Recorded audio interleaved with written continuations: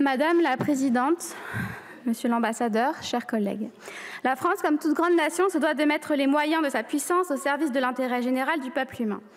Seule la coopération internationale peut endiguer les menaces qui pèsent sur l'humanité, que ce soit au niveau du changement climatique, des guerres, des pandémies. La guerre que mène la Russie de Poutine contre l'Ukraine a rebattu toutes les cartes de la diplomatie européenne, voire internationale. Parmi ces pions, il en possède un qu'il a toujours eu du mal à reconnaître, voire parfois à contrôler, le groupe Wagner, une société militaire privée qui agit dans une demi-obscurité depuis 2014, partout où la Russie pourrait avoir des intérêts, principalement économiques. Que ce soit au Mali, en Libye, en Centrafrique, en Syrie ou encore en Ukraine, Wagner s'est tristement illustré par ses exactions à l'encontre des populations civiles locales. Il s'agit d'exécutions, de viols ou encore de pillages. Il est de notre devoir de parlementaires de dénoncer ces crimes de guerre. Oui, Prigojine est un criminel de guerre et son organisation également. Nous condamnons les milices Wagner ainsi que la guerre insupportable menée par Poutine contre l'Ukraine. La France et l'Union européenne doivent œuvrer pour la paix. C'était le sens notamment du vote pour de nos parlementaires européens de la France insoumise. Quant à l'amendement qui déclarait que les attaques délibérées et les atrocités commises par la Russie contre la population civile de l'Ukraine constituent des actes de terreur et des crimes de guerre. Aujourd'hui, chers collègues, vous nous demandez de nous positionner sur le fait que Wagner soit une organisation terroriste. Permettez-moi déjà de nous interroger collectivement. L'imprécision de ce qualificatif nous laisse dubitatifs. Ce terme de terroriste renvoie à une réalité politique et juridique précise, mais vous l'avez tellement galvaudé. Nous saisissons la portée symbolique de votre texte. Cependant, le Parlement européen s'est déjà penché sur la question, la France ne possédant pas de liste d'organisations terroristes, et cela se joue maintenant au niveau du Conseil de l'Europe, qui peine à trancher. On rappellera d'ailleurs que les États-Unis eux-mêmes ont renoncé à cette appellation. N'avez-vous pas peur que la portée symbolique de ce texte ne se heurte fortement au principe de réalité?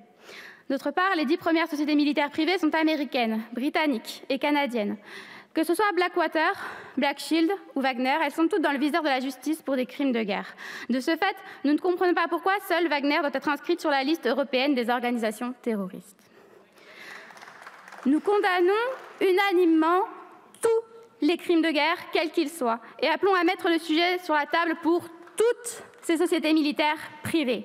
C'est pourquoi nous refusons de cautionner une indication à géométrie variable. Ce qu'il faut dénoncer, c'est la privatisation de la guerre qui permet aux sociétés et aux États, la France y compris, il faut balayer devant sa porte, de se défausser de la responsabilité de l'usage de la violence et de la force, pour reprendre les mots de l'ONG War on Want. On n'oublie pas le mercenaire français Bob Denard, par exemple, impliqué dans de nombreux coups d'État en Afrique. Par ailleurs, Wagner est de plus en plus présente sur ce continent. Ce groupe est devenu un véritable outil géopolitique et géostratégique de la Russie. Wagner a peu à peu remplacé les militaires de l'ONU, de l'OTAN ou de la France dans ces pays. Ne risque-t-on pas de s'aliéner tous ces pays africains en déclarant que leur principal sous-traitant de sécurité intérieure est une organisation terroriste, surtout que dans certains pays, le ressentiment anti-français, comme pays colonialiste, est déjà très fort. Enfin, les Wagner Leaks ont démontré comment la galaxie Prigojine s'est étendue bien au-delà des activités paramilitaires, notamment en Afrique. Prigojine est aujourd'hui à la tête d'une organisation de plus de 400 sociétés chapeautées par le Concorde Group. Des sanctions ont été prises par l'Union européenne pour bloquer les actifs de ce chien de guerre. Mais quelle efficacité peut-on leur attribuer? Lui-même les juge raisonnables. Il y a sûrement là un sujet de réflexion que nous devons sérieusement étudier. Car oui, ce qui nourrit le mercenariat, c'est la recherche du profit. Le capitalisme porte en lui la guerre comme la nuée porte l'orage, vous dirait Jean Jaurès. D'ailleurs, c'est bien la raison pour laquelle le groupe Wagner cherche à se retirer du conflit ukrainien, comme en attestent plusieurs articles de presse récents. Finalement, la rentabilité espérée n'est pas au rendez-vous.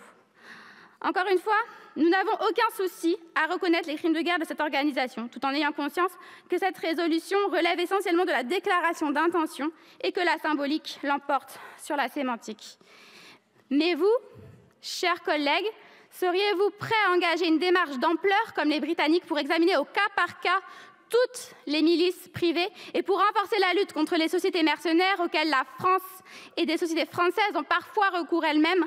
C'était le sens de la proposition de résolution que la Guinée équatoriale a soumise en 2019 à ses pairs du Conseil de sécurité de l'ONU qui visait à renforcer la lutte contre les mercenaires dans le centre de l'Afrique. Je vous remercie.